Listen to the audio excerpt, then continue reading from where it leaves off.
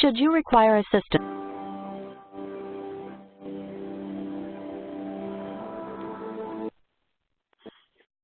Good day and welcome to today's webinar. This webinar is being recorded. If you have a question at any time, please enter it into the Q&A panel. At this time, I'd like to turn the call over to Leela Hauser. Go ahead, Leela. Great, thank you. Hi, everyone. Thanks so much for joining our webinar today on Proving PR's ROI, Communicating Results to Senior Leaders. My name is Leela Hauser, and it's my privilege to introduce you to today's speakers. First up, we have Rick Lombardo. He is an industry veteran with over 20 years of experience in media monitoring and analysis. Rick works with teams across the world to help construct solutions that help communicators get better information faster. And today, Rick is going to speak about crafting a measurement dashboard that proves PR impact, sharing compelling insights that make you a strategic partner, not just a cost center. And he'll also provide an overview of tools to provide reporting and analytics that show ROI. Next up, we have Sean Cleveland. Sean is one of our resident media intelligence experts at LexisNexis. Sean has worked in various marketing capacities for the last 4 years and has developed a passion for helping companies achieve business goals through marketing communications. Sean focuses on earned media with an emphasis on campaign optimization, external comms, and analyzing the ROI earned media has on business and communication goals. Today, Sean is going to speak about measuring your results with social analytics, making business decisions based on social insights, as well as what to show senior leaders that will answer their tough questions. And then last but not least, we have Chris Scully, who is our senior media analyst with 15 years experience with media measurement and evaluation. He works directly with clients to design, set up, and deliver customized media analysis solutions, which includes leading projects for Dick's Sporting Goods, Care International, Fifth Third Bank, and many others. Chris holds a degree in political science. He's also served on President Bill Clinton's White House staff and the Office of Presidential Letters and Messages. There he drafted and edited President Clinton's correspondence with state and local officials, as well as a lot of other prominent dignitaries on topics such as education, transportation, foreign affairs, and Social Security. So you'll notice this little government flair in his presentation today. And he is going to speak about showing ROI for media performance by correlating communication data with business data. A couple of last housekeeping items before we start. There will be a brief survey at the end. We would greatly appreciate it if you would take 2 minutes to fill that out. We will be sharing the recording of this presentation via email this week, and there is a promotion in there as well, so keep an eye out for that.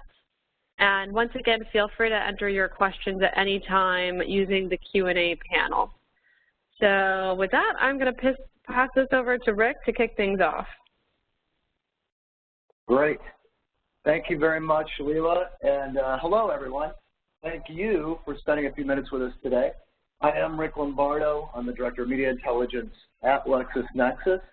And I think Leela touched on this. I've spent the last couple of decades working with PR pros in virtually every industry, helping to confirm PR success through media monitoring, analysis, and other solutions.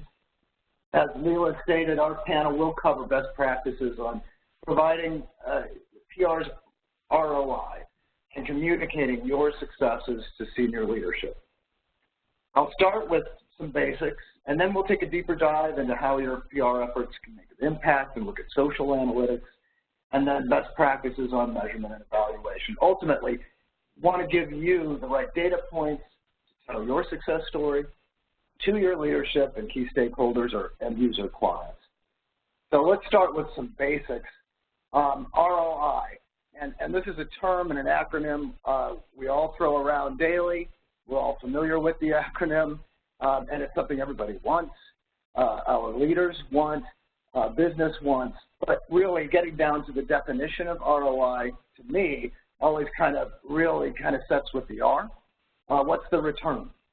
There's lots of definitions, but everybody has their own concept of what the return on that investment would be. It is ultimately a positive contribution to the bottom line.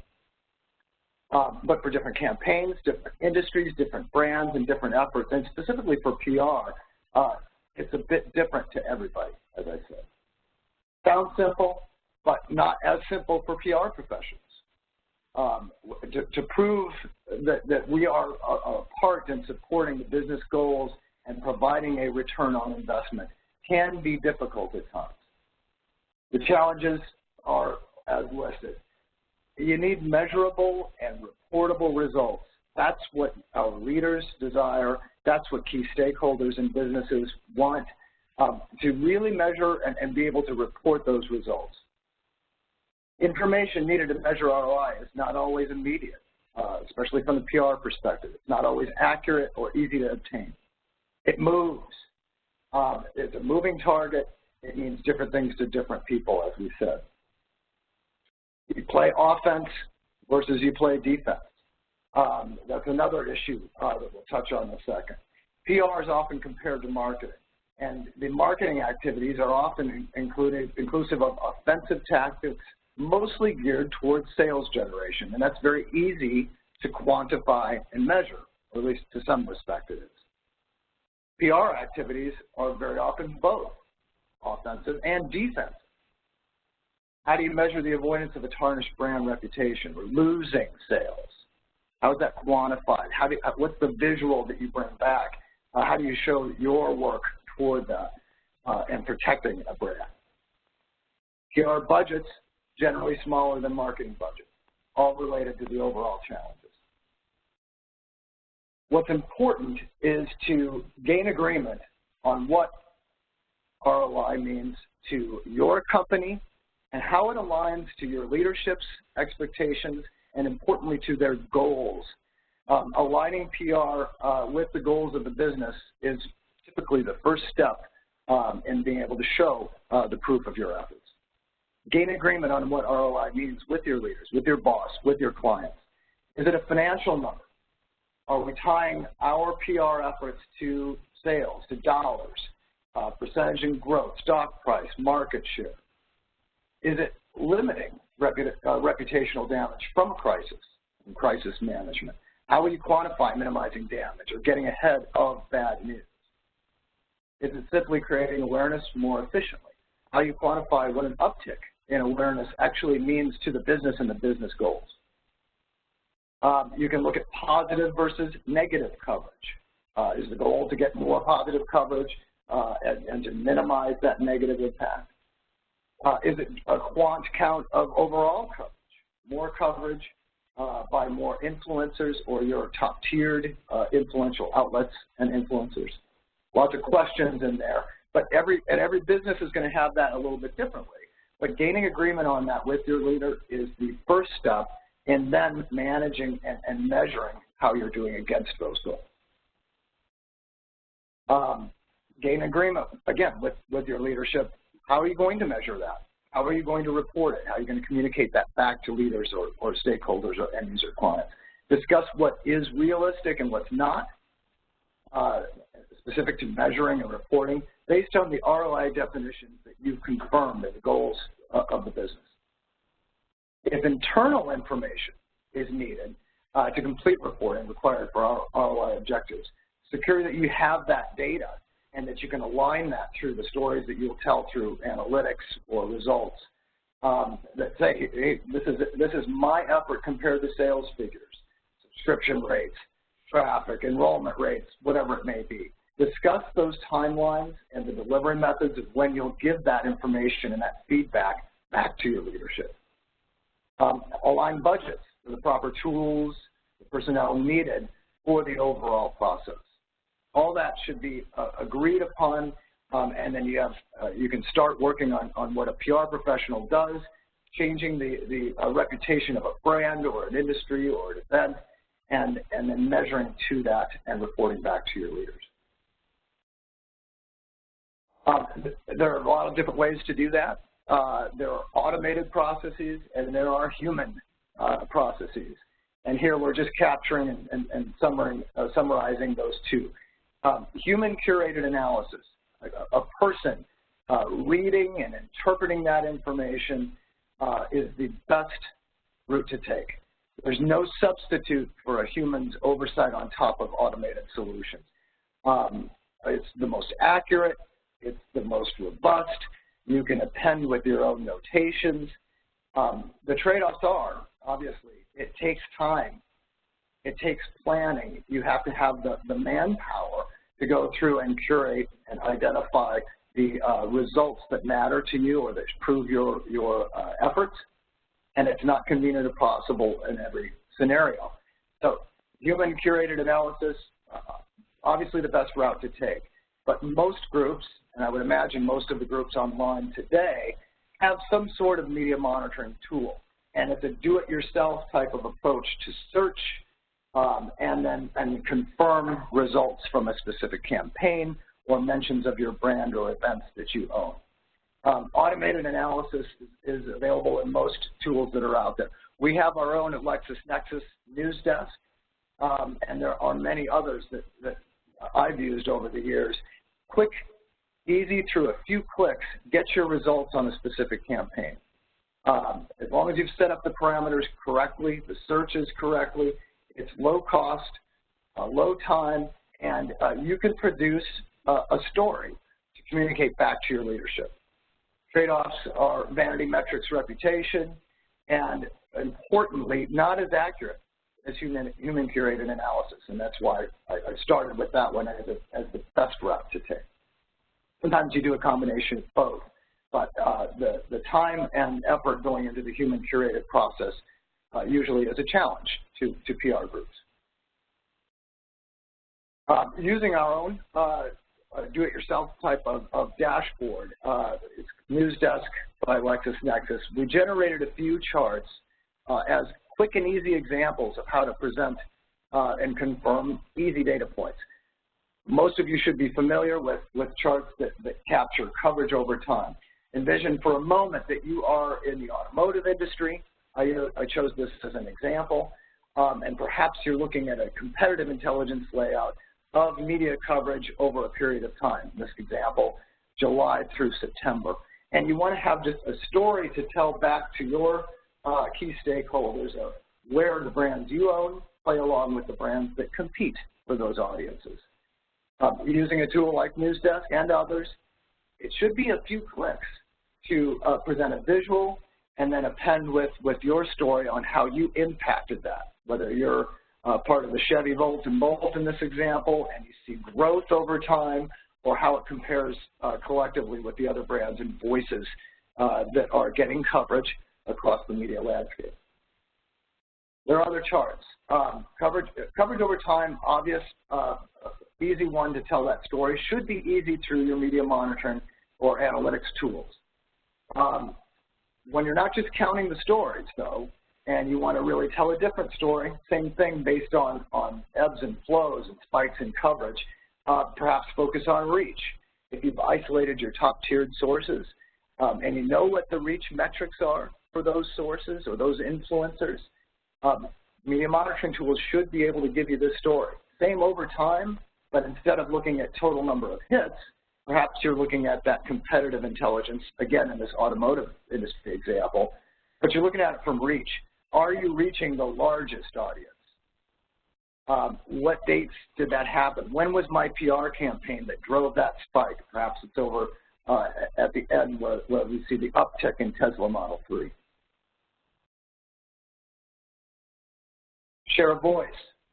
A similar story, but telling it in a different visual representation, often very common in media monitoring and analytics solutions, but perhaps comparing July to August, looking at year over year, different campaigns. Might be different ways to look at share of voice.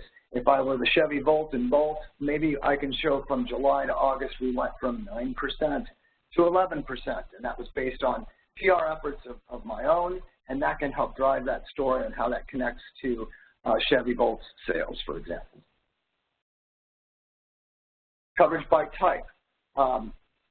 We'll talk a bit more about channels and the funnel, but having a picture of where you're impacting your brand, your campaigns are impacting your brand, might be important to focus on specific media types, print versus blog versus actual TV, online. A monitoring tool should be able to look at these holistically across all media types and parts that matter to your business and be able to, through a few clicks, tell that story. Here's where we've impacted on online news. We've made our greatest strides there. My campaign X drove this much more coverage in broadcast TV and radio states. This is an easy to tell story, and then included with the others helps as an overall message to your leaders. Perhaps it's the influence of the sites. How influential are they? How frequently are they read by consumers? You may want to look at things like metrics like MOZ RANK as opposed to reach and be able to see how that's actually made an impact or how you've made an impact through your PR efforts. There are other things that are automatically assigned in NewsDesk and other dashboards and media monitoring tools available to you. Automated sentiment or AI-driven sentiment can be automatically assigned at the article or even at the entity level, depending on what you've got there.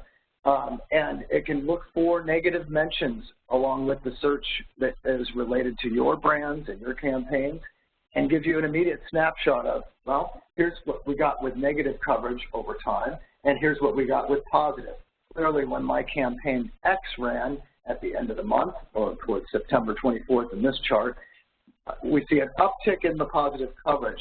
I can directly connect that to the PR campaigns and releases that I put out throughout the month of September. Perhaps that's part of your story. Before I go on to Sean, as a recap, getting the agreement with your leaders, combining your goals from a PR perspective to the business goals, and getting agreement on when you can measure and evaluate those results is the first step. Using a media monitoring tool and creating that story helps support that and prove the fruits of your efforts. I'd like to jump to Sean Cleveland for the second part of our panel discussion, really focusing more on the funnel, marketing, social insights, and how you can impact that. So with that, Sean, I'll hand it over to you.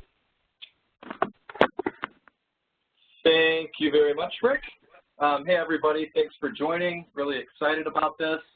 My name is Sean Cleveland. I'm a Field Business Development Manager here at LexisNexis, and I support our Media Intelligence segment in the Great Lakes region. And as Rick sort of just helped frame for me, and I want to quickly go over again for you, today my focus is going to be on how you can make business decisions based on social insights and what to show leaders to effectively communicate the value that you bring to strategic business objectives.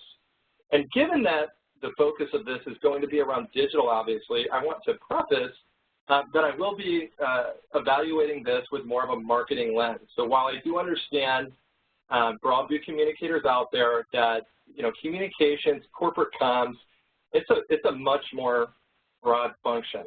And this is simply one silo of that. But for today, I will be honing in on that marketing communications aspect and really more specifically than that, earned media. Because earned media is the most trusted form of advertising. And the reason for that is because it isn't offensive like you would think of when you think a traditional ad. It doesn't feel as if you're being sold. Rather, you are learning new information. And if we take it a step further and we do the research, we begin to understand that there are strategies such as persona-based messaging segmentation that will not just help people learn, but also affect their behavior and ultimately help them to enter, sort of, quote, your world, end quote. And what I mean by this, to help frame this for you, is that ultimately in digital, when somebody hears about you, when they get that visibility that you exist, that you're out there, what's one of the first things that they may do, especially if they're on a browser? Likely check your website, for example. And once they do that, they're going to get pixeled. And then you'll start dishing them automated content that is unified with the original storytelling that brought them in. which creates strong brand equity, alignment, and it moves them further along the customer journey to a buying decision. And so for today, what I want to go over is where exactly does the communicator fit in this, and how do we tell that story?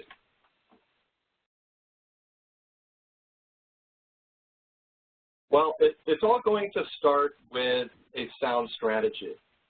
You need to have an award-winning framework in order to do great things and prove and have the backing and the basis that you were successful and that you did drive those outcomes.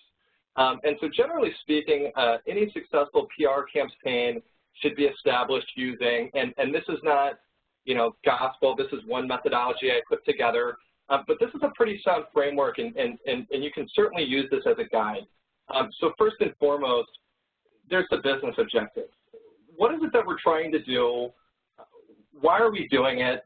So for the purpose of today, our objective is going to be making money, driving sales, revenue goals, marketing stuff. And so the next step is understanding how do we contribute.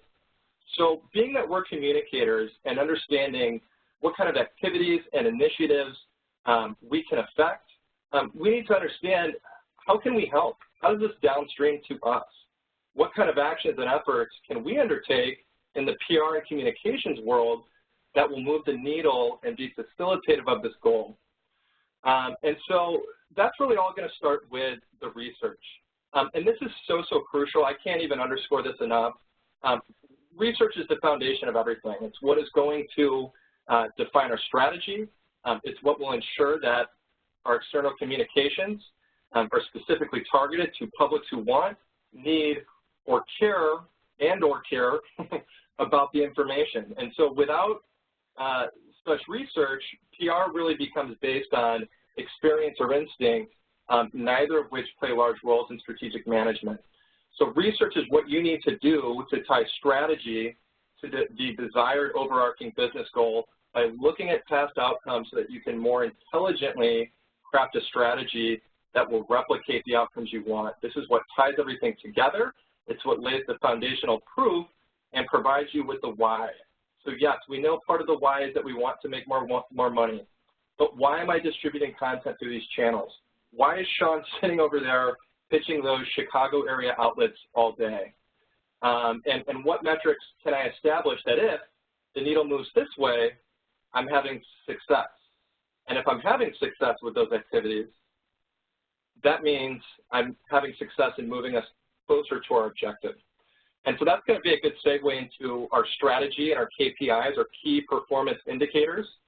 So now that we've done the research, we understand what kind of metrics we need to move in order to accomplish our goal, and we know what kind of activities we need to do in order to move them and move them in the way that they want to go, and therefore you know how to facilitate and how those metrics facilitate the overarching objective.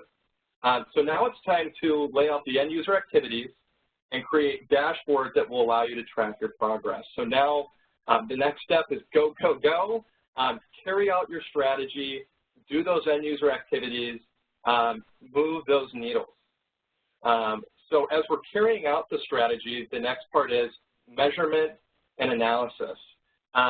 You need to understand outcomes in real time in case you need to make any in-game pivots, or understanding, hey, we're having success here, we can double down. You know, this shouldn't be one of those things where, okay, here's what we did this quarter, okay, it's the end of the quarter, let's see how we did. All right, well, next quarter, we're going to do this. You know, that's not exponential, that's not proactive, it's reactive. You want to understand in real time if things are working so that you can make those adjustments if needed. And then finally, this analysis and measurement is what's going to aid in your report building and storytelling, because ultimately, we're going to need to report on these outcomes that we've helped to create. We're going to need to tell a compelling story, and we're going to need some visual aid and analysis in telling those stories to the powers that be. And then ultimately, we need to be excellent communicators not just externally and not just internally to the broader employee base, but storytelling in terms of here's what I did, here's why I did it, here's the outcomes it created, really selling why you matter, why you're valuable, how you helped.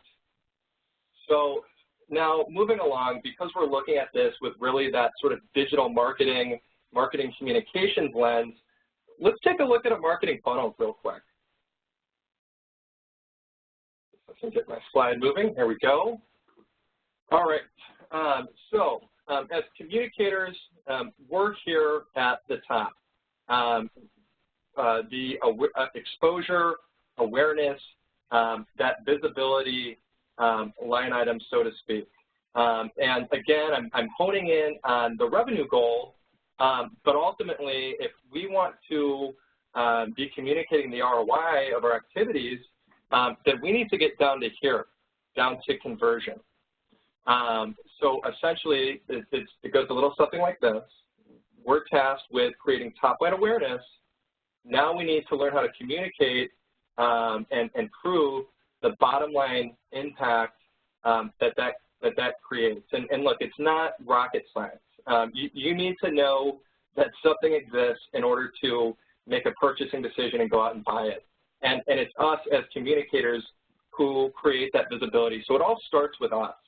And unfortunately, given this disparate funnel and additional touch points that a consumer needs to go through and events that need to occur in order to make a purchasing decision happen, it is very difficult to connect that top-line awareness to the bottom line, especially without understanding exactly what's happened between those 2 points. And I think that's something that I oftentimes see happen in this industry is that I think a lot of times we are equipped with the data, but there needs to be some education around how to communicate that, how to storytell around your metrics and that consumer journey, because that's really what it's going to take. But let's start at the basics before we jump all the way into that. Ultimately, again, what are our goals and what are we responsible for? Well, as PR and comms pros, we're in the business of visibility. We are tasked with creating awareness through generating earned media. And so what is earned media? Well, at a high level, it's content that's about you that's not coming from you. This can be in the form of ratings and reviews, editorial, word of mouth, digital chatter, and influencers to name just a few. And essentially what we're doing here is we're leveraging a third party to transmit our message through their trusted established channel to reach our mutual audience. And so what are some of the channels that we're typically going to go through? Well, you have your traditional channels like your print news, your magazines, trade publications, broadcast networks. You know, and I think even some online news can kind of fall into this category as well. We have our digital channels, or and online news obviously will fall into this category as well. Ratings and reviews pages, blogs, forums, comment sections, et cetera. And then finally, of course, there's your social as well, and just some of the major ones: Facebook, Twitter, Instagram. But you know, if you're in Asia, maybe Sina Weibo, or if you're in Russia, Beacon Content. So it also depends on who's your audience, what markets they're in, and that'll go back to the research and sort of understanding which channels we need to go through and where in order to reach those folks. So moving along. Now, we know that in order for a purchase to be made, a customer must be aware that a product or service exists. And I think in addition to that basic awareness, here's what's especially important is there's a certain perception that we should seek to create that's well-aligned and facilitative of our objectives. So through our research, we should know that in order to accomplish our objectives, not only do people need to be aware, but we need to use specific messaging that's going to resonate with a specific audience that can be reached through a specific channel, okay? And once you've laid out that framework, now that's work, that's value creation, that's scientific, and that's a story that you can tell, and you absolutely need to. It's imperative. So what are some metrics that we can use to tell that awareness story and track our awareness goals? Because remember, we're responsible for that top line, okay? So our metrics, at least our direct frontline metrics, need to be tied back to that awareness. So just a few to consider: reach over time, key message pull-through, share of voice over time, engagement, the demographics of those engagers, that audience. And again, it's about affecting changes over time. So, hey, here's what we were doing. Here's where things stood. We did this, this, and this. Now here's the key message. Now here are the top subjects and topics that are being extracted, out of our coverage, so that we're able to say, hey, not only are we making people aware, but it's with the right messaging. And so, again, all of these, they're going to be wonderful visual aids. Having charted results, you'll need them, but it can't really stand on its own. It's going to require a story. So you need to tie that change over time that you see in those metrics to the research that you did on the front end. And so the story can go a little bit something like this. Here's what I did, and I'm simplifying this, of course. Here's what I did, here's why I did it, and here's how it drove the change in these metrics over time. And that type of change proves that our strategy was successful in creating more awareness to the right people with the right message. So here's an example for you. Let's talk about reach over time. A reach trend over time, that is a great measure that you have increased the opportunity to see. And remember, this does not necessarily need to be a specific, precise number. This is about the ability to provide a standard through which we can conduct trend analysis. So if we have a standard that says X always equals 10, Y always equals 1, and obviously I'm oversimplifying this, but then that's perfectly suitable for any type of trend analysis, as long as you have these things defined and you have a standard. And so if we have an upward trend in reach over time, we know that more folks are getting the opportunity to see our message. Now, if we leverage key message pull-through and share a voice, that will confirm that the desired message came through. Engagement will prove that the probability to see the message is also increased, because opportunity to see and probability to see are different things. And more importantly, that proves that the awareness is real. So, okay, I've got this reach metric, so we should be creating more visibility. There's certainly more opportunity to see, but is it actually real? Well, let's look at our engagement. Let's see what people are actually doing. And then finally, let's look at our engagers demographics. So who engaged, where were they, and that's going to confirm that we've reached the right people in the right markets. So for example, maybe we've established that sales are performing better in New York than in Illinois. Well, maybe we also know that we have a lot more paid media in Illinois, but we don't have a lot of editorial. But in New York, we have both. So does 1 + 1 equal 2? Does it equal 10? Does it equal 20? One thing it certainly equals is that we're contributing in one way, shape, or form. All other things remaining equal. Hey, in this market, we only have this type of media, and here's what we have, and kind of understanding how they complement one another and collectively lead you towards your goal. Again, that's another story that you're going to want to tell. It's absolutely crucial. So, and I think the moment that all of you are here for, and what's important, what I want to get to is how do we tie all of this back to our objectives? Well, generally speaking, and of course there are things like Amazon and third parties that we can go through to make a purchase, but generally speaking, we know that for a sale to occur, a customer must interact with one of our organic channels, which I like to call our owned assets. So what can owned assets be? This can be your website. It can be a branded social channel. This can even be a brick and mortar store location. I used to work in retail, and we had lasers on the door, and we knew how much store traffic we were getting. It's how we calculated our conversion rates. So for example, hey, we have a lot of editorial and a lot of paid media in this market, so a lot of earned and a lot of paid.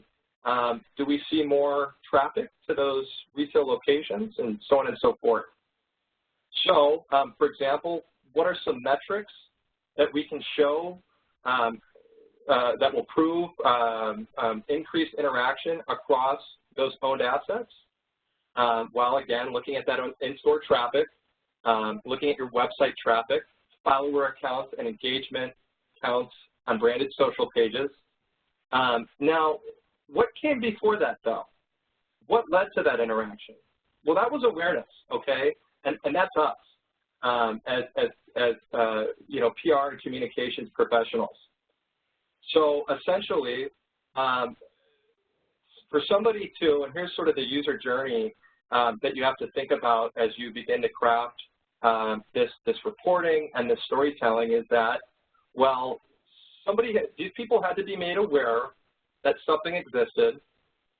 From there, they had to interact with one of these assets, and then finally, you know, then we can bring in sales data. And so essentially, it's going to take technology and tools that can be listening to everything being set out in the wild, that can give you those top-line awareness metrics that you need. Then you're going to need something that can directly connect with those owned assets, so your branded social channels, your website analytics, almost sort of like a media-first business intelligence platform.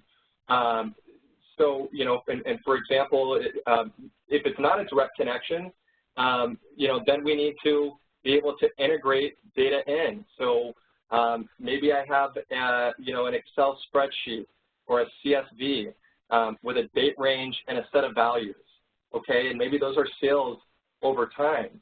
And so then being able to bring that in so that you have one unified report that will allow you to tell a compelling story around that complete user journey from the top line awareness that you created through to bottom line impact, with the sort of impact at each step of the way, so to speak. And so using this framework, you're not only able to tell the story around the success of your efforts as per your strategy and from a scientific standpoint, but you're also telling the story of the customer journey from end to end, top line through the bottom line, and that is what's going to be absolutely crucial in justifying budget and increased investment into top line funnel generating activities. And so ultimately, this is going to take a combination of data, visuals, resources and expertise, and finally storytelling. And so just as an example to help frame this for everyone here on the call, what can this actually look like for you as an end user? You know, what sort of metrics and things is it possible, you know, to produce, to aid in this reporting? Well, here are some that I constructed out of LexisNexis Social Analytics that I wanted to quickly take you through. So, for example, looking at retention rates versus sentiment, looking at your stock price around negative tonality and mentions and digital chatter out there in the wild. You know, bringing in, you know, again, as I sort of referenced, being able to plug in an Excel spreadsheet with a date range and a set of values. So here's what we spent over this time period, and here's the reach, aka the opportunity to see and the awareness that created. So there's some actual PR return on investment there. Lead gen versus social mentions.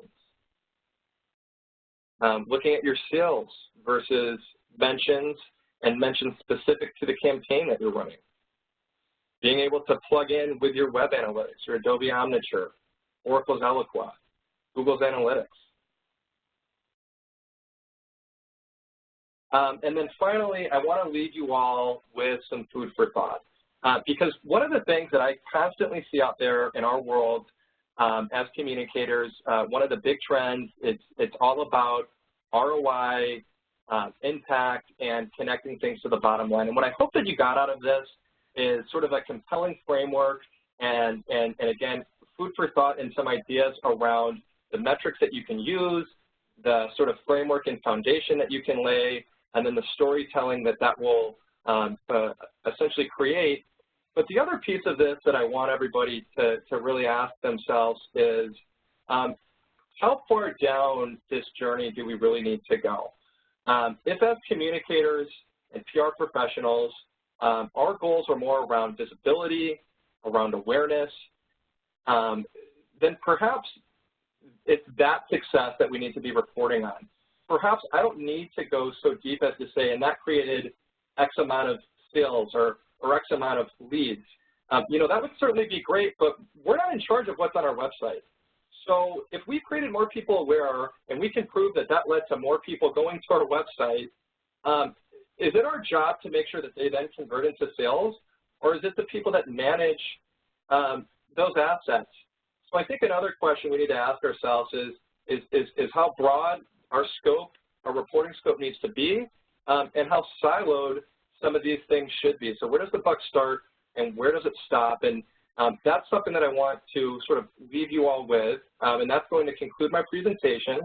And if you have any questions, please do feel free to ask. I'm looking forward to seeing them come through and answering those for you. And so now I'm going to go ahead and pass the mic over to my colleague, Chris Scully, Senior Analyst on our Merit team.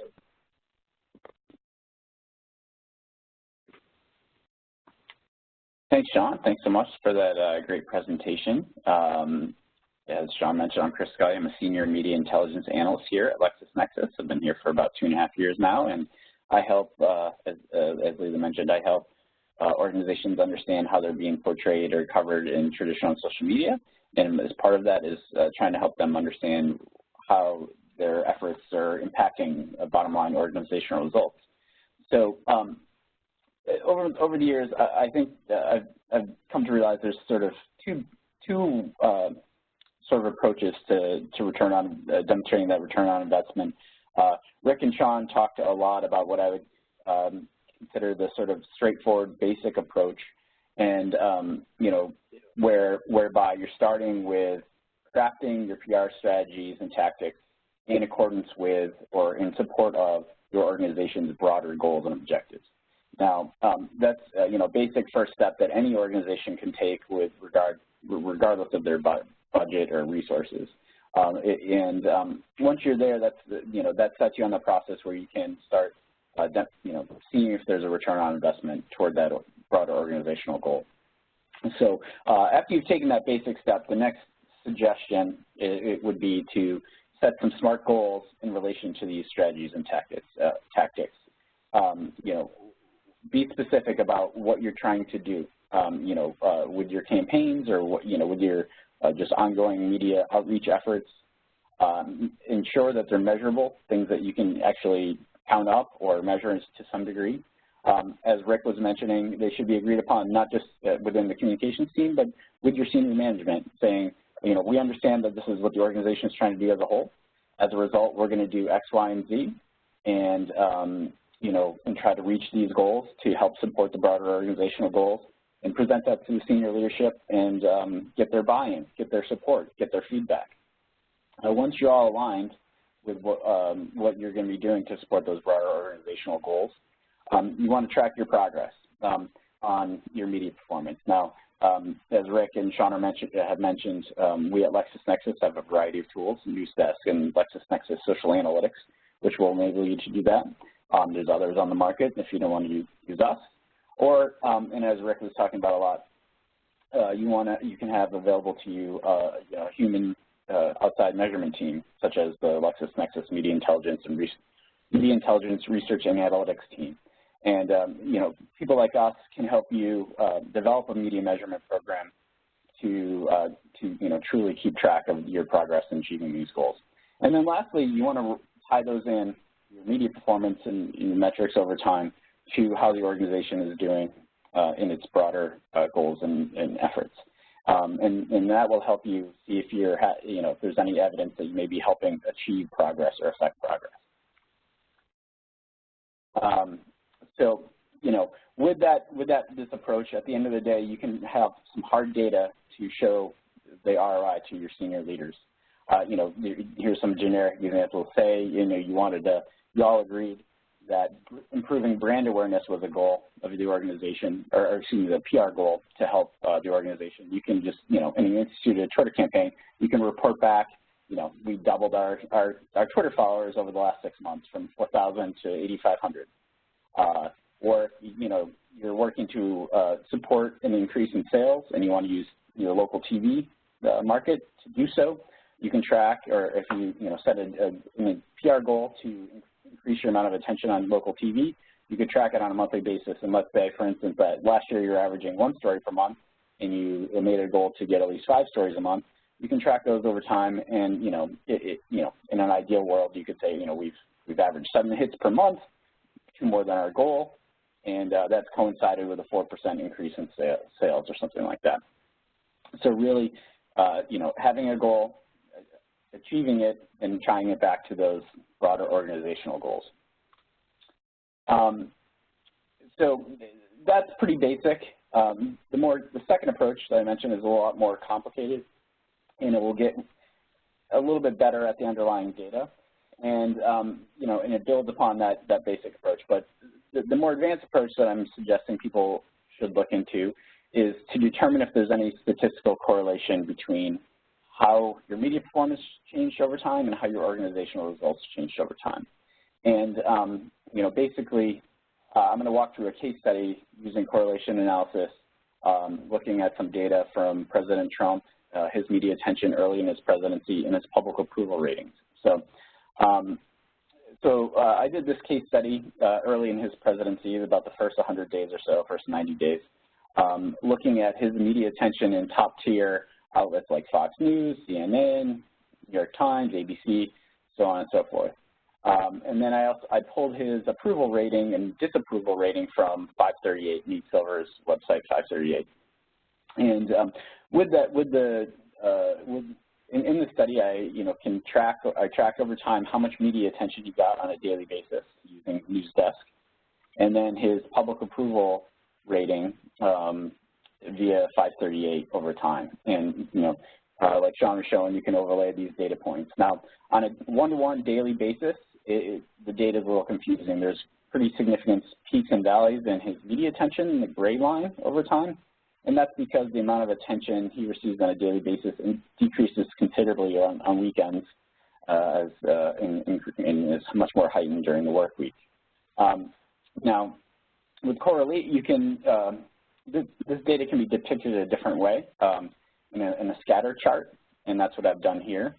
And so each day represents a dot, and the vertical axis represents President Trump's approval rating on that day, while the horizontal axis represents how much attention he got. So, just look, this is a little bit better way to look at this type of data, because it will help,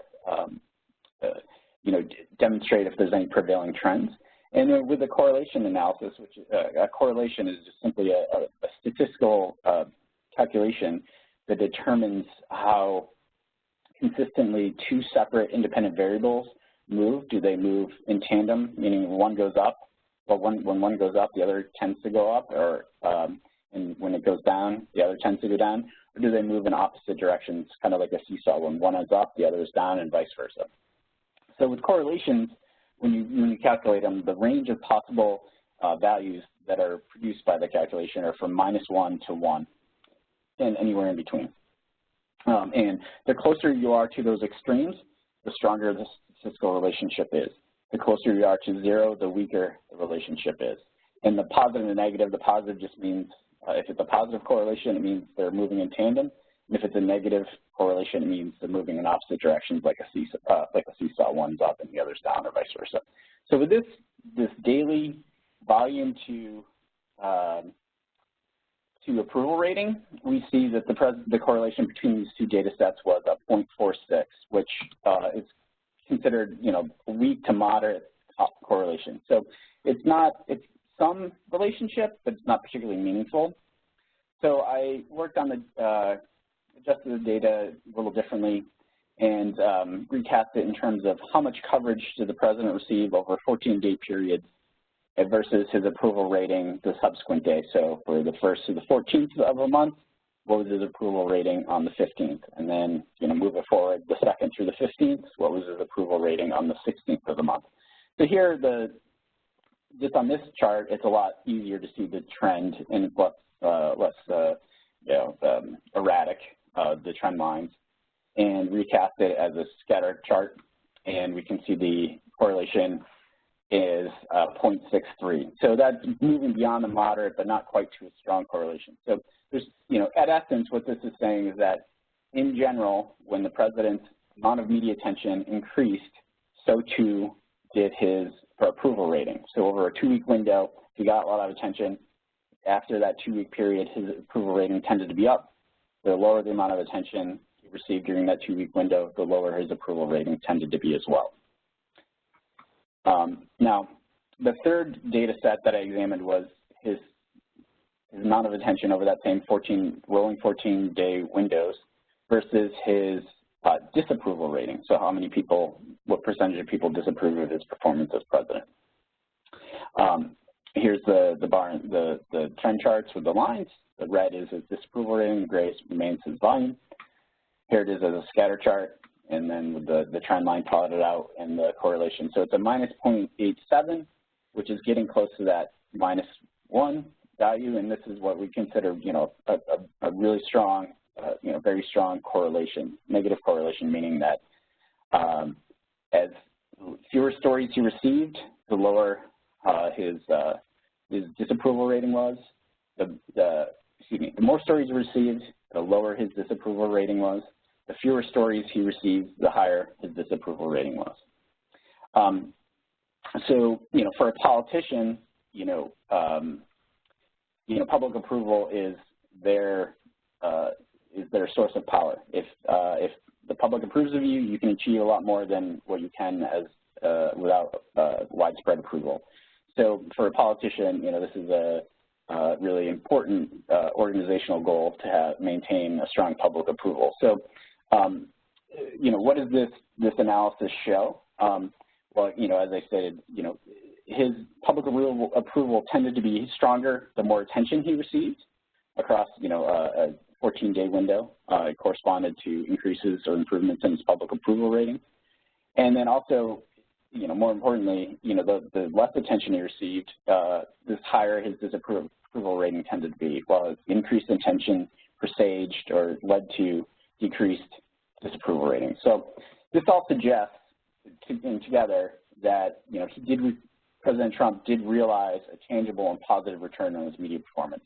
He as I said, he as a politician wants better public approval and lower disapproval, and the more attention he did, his media outreach generated, the better his public approval rating was, the lower his disapproval rating was, and demonstrating, a positive return on his efforts. So some key takeaways and suggestions for undertaking this type of effort. The most important thing, I think, is to start with crafting your PR strategies and tactics to support how your organization, what your organization is trying to achieve overall.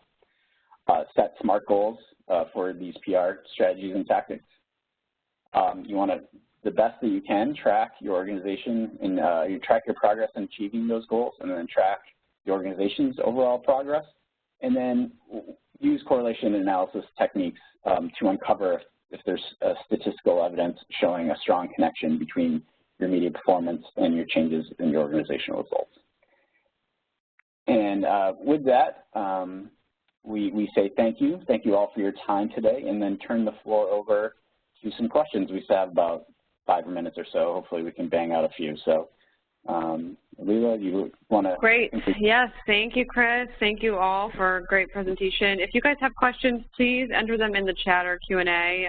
If we run out of time, because we have about 5 minutes left, we'll be sure to answer them for you after the call. So just keep that in mind. So first question, this one is for Sean. Question is, how do you capture data points from social media, since not all channels like LinkedIn and Facebook provide API data? That is a great question, and it also depends on exactly what we mean by data. If we are trying to broadly listen to what's being said out there in the wild, so sort of your traditional media monitoring, then correct. That will be problematic as those publishers don't provide that sort of content. However, one of the things that you can do, and we can do, specifically regarding the LexisNexis social analytics platform, that will direct connect to your owned LinkedIn and Facebook pages. So you will be able to bring in and integrate into your reporting for one unified report, both your LinkedIn Insights and Facebook Insights data. And from there, it's more about tying, looking at that Insights data, looking at the changes over time, and then tying that back to the content that you are distributing and promoting through those channels. And you should be able to get, engagement metrics, at least on your owned content. It might, if Joe Schmo out there makes a post about you on Facebook and it's not on a public page, you might not see that. You might not be able to grab that engagement data. However, you would absolutely be able to grab engagement data on all of the content that you're distributing, and that could be shared content. So you could get a wonderful piece of editorial place in the New York Times, and then you could promote that via your Facebook channel, and via that direct connection with your Facebook Insights, you should be able to capture all of the engagement on that, which should leave you well-equipped to then storytell around the value of your efforts and ROI. So hopefully that answers your question. Great, thank you, Sean. Next question, let's see here. This one is for Chris. So regarding the Trump case study, is there a way to correlate positive or negative coverage, or did that matter in relation to the approval rating? Yeah, there is. The correlation is just a simple calculation. So any type of data can be incorporated into a correlation analysis. In my case, because it was a huge data set, I was just using the automated results from NewsDesk of President Trump's coverage. Automated results are, for sentiment, are not the most accurate, and particularly for something not straightforward like coverage of policy and political matters, it's prone to be erroneous. So because I didn't trust the data, I didn't do any correlation between his positive and negative coverage and his approval ratings or disapproval ratings because of accuracy issues. Now, if you're doing, if you have sentiment data that you think is sound, you certainly can incorporate it in any type of analysis. And then simultaneously, on the organizational results or any type of result data can be incorporated into an analysis. So, sales figures, web traffic, donations, if you're a charity or an NGO, things of that nature. However, that type of result data needs to be longitudinal, meaning appearing, measuring it across time. It can't be for like one-time events such as like the passage of legislation or approval of a ballot initiative or something like that, just because the correlation analysis don't work for one-time events. Great, thank you, Chris. Next question, let's see here. Do you use specific Boolean for competitor analysis, or how are you tracking that? If it is Boolean, how do you ensure it's accurate? Rick, do you want to take that one? Yeah, it's a good question. And in our applications and in most media monitoring, do-it-yourself types of solutions, yeah, Boolean logic is one way to go about it. And our applications allow you to express exact keyword phrases, specific words, but we also enrich our data as we machine read it with entities, with our own proprietary indexing where we've gone through and identified, how relevant is this article as it relates to this company or this brand or this person. So we allow for Boolean commands for you to get very specific down to sources, near statements, multi-mentions, all in an effort to increase relevancy in the results, in your search results.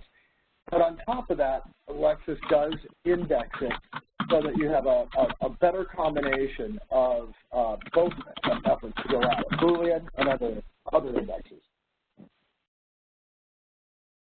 And if I can just hop in for a second here too, while the tools or capabilities within NewsDesk are quite robust, there are always going to be situations where Boolean can't quite filter it as needed for a client's use or for your use. So that's where someone like the Mirror team at LexisNexis can come in and will manually examine articles to assess them, and that, as part of that assessment is, is it relevant to the scope of what our clients need. So if there's any sort of nuance or really difficult aspect to the coverage that cannot be differentiated by software, that's where we recommend using the human analyst to do it. And then on any type of competitive analysis would be based on that human research.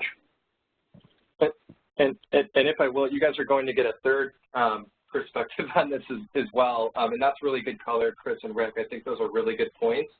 And I actually want to underscore one of the points Rick made about the proprietary enrichments that we do with the data, specific to your question, which was around competitor analysis.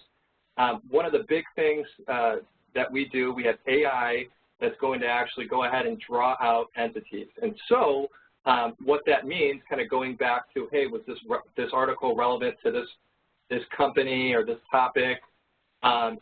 You can use a combination of artificial intelligence and Boolean. So what that means is, we could have, let's say it's NSF International, and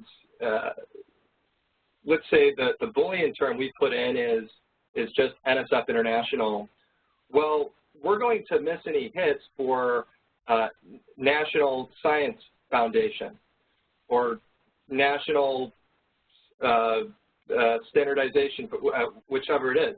And so essentially what AI will do too is it will supplement the Boolean that you've used with things that you haven't used, where it basically says, okay, this isn't a term that you've used, but this article is still talking about this company.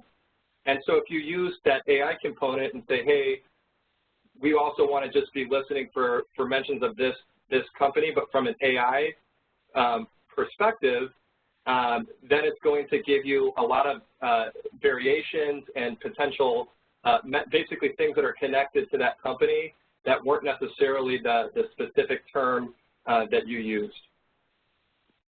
Great, thank you, Sean. And we are over a few minutes of time. I want to thank everyone so much for joining. There are so many other great questions as well that we will follow up with you individually if you asked. And this will be shared, again, this recording via email. And additionally, if I could just remind you all to please just take a minute to do the survey at the end, that would be very much appreciated by us. So thank you to all of the panelists and all the participants for joining today, and we hope to join you guys again on another webinar in the near future. Thanks.